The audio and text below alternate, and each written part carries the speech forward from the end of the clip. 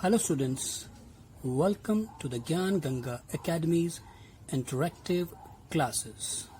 यह हमारी हिंदी की पाठ्य पुस्तक रिमझिम भाग 1 है और आज का हमारा टॉपिक है पाठ 14 एक बुढ़िया। यह एक कविता की तरह है जिसमें एक बुढ़िया के बारे में बात की गई है और बुढ़िया क्या करती है वो हमें इस कविता में देखने को मिलेगा। इस पाठ को जैसे ही आप खोलेंगे तो आपको इस तरफ कुछ चित्रकारी दिखाई देगी। ये इस प्रकार के चित्र लोक कला कहलाते हैं। लोक कला क्या होती है? पहले समय में जब लोग गांव में रहा करते थे और दूर दूर रहा करते थे, एक गांव यहाँ है, दूसरा गांव बहुत दूर है, तीसरा गांव बहुत दूर है, तो उनके पास मनोरंजन के साधन नहीं हुआ करते थे। मतलब वो उनका दिल बहलाने के लिए उनके पास कुछ नहीं हुआ करता था, ना उन्हें कोई सिखाने वाला था। तो वो इस तरीके से डिज़ाइनिंग या चित्रकारी करते थे। तो उनको जो पुराने ज़माने में गांव के लोग किया करते थे उसे लोक कला कहते हैं। ऐसे ही जो उनके अपने गाने होते थे उन्हें लोक गीत कहते थे। ये जो आप चित्र देख रहे हैं ये महाराष्ट्र भारत देश में एक राज्य है। वहाँ की वर्ली शैली, मतलब हर एक का अपना अपने स्टाइल है काम करने की, अपने अपनी शैली है। तो ये महाराष्ट्र में पाए जाने वाले जो लोग थे उनकी चित्रकारी है। इसमें आप देखेंगे ये इन्होंने औरतें बनाई हैं, ये कुछ काम कर रही हैं, है ना। ये कुछ सामान रख रही है, ये सूरज बनाया है, ठीक है ना। ये कुछ जानवर बनाए हैं, लेकिन वही ट्रायंगल्स और लाइनें खींच के इन्होंने अलग अलग चीज़ें बनाने की कोशिश की है। ये पत्तियां हैं, ये ट्री बनाया है, ये टोकरी ले जाती है एक औरत आराम कर रही है। इस तरीके से ये चीज़ें बनाई हैं, है ना। तो वहीं से संबंधित ये कहानी या ये कविता हो सकती है। तो चलिए पढ़ते हैं। एक बुढ़िया। कहीं एक बुढ़िया थी जिसका नाम नहीं था कुछ भी। कहीं एक बुढ़िया थी जिसका नाम नहीं था कुछ भी। वह दिन भर खाली रहती थी, काम नहीं था कुछ भी। वह दिन भर खाली रहती थी और काम नहीं था कुछ भी। काम न होने से उसको आराम नहीं था कुछ भी। काम न होने से उसको आराम नहीं था कुछ भी।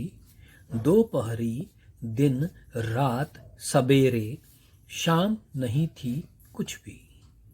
दोपहरी दिन रात सवेरे शाम नहीं थी कुछ भी। तो ये कविता है। क्या है कि भाई कहीं एक बुढ़िया थी जिसका नाम कुछ भी नहीं था। एक बुढ़िया थी, उसका नाम नहीं पता, कुछ भी नहीं था, सिर्फ बुढ़िया थी। एक दिन वह दिन भर खाली रहती थी, उसके पास कोई काम नहीं था, काम नहीं था कुछ भी। उसे ना तो करने के लिए कुछ काम था, वो दिन भर खाली बैठी रहती थी। लेकिन काम ना होने पर भी ना उसको किसी भी तरह का कोई आराम नहीं था। क्या परेशान रहती होगी, क्या करूं क्या नहीं करूं, यहाँ जाऊं वहाँ जाऊं, जाऊं कि नहीं जाऊं।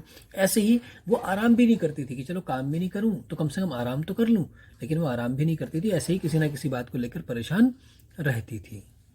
दोपहरी दिन रात, दोपहरी मतलब दोपहर को, दिन रात सवेरे, सवेरे मतलब सवेरे सुबह सुबह, सुबह दोपहर दिन में रात को, यहाँ तक कि शाम नहीं थी कुछ भी।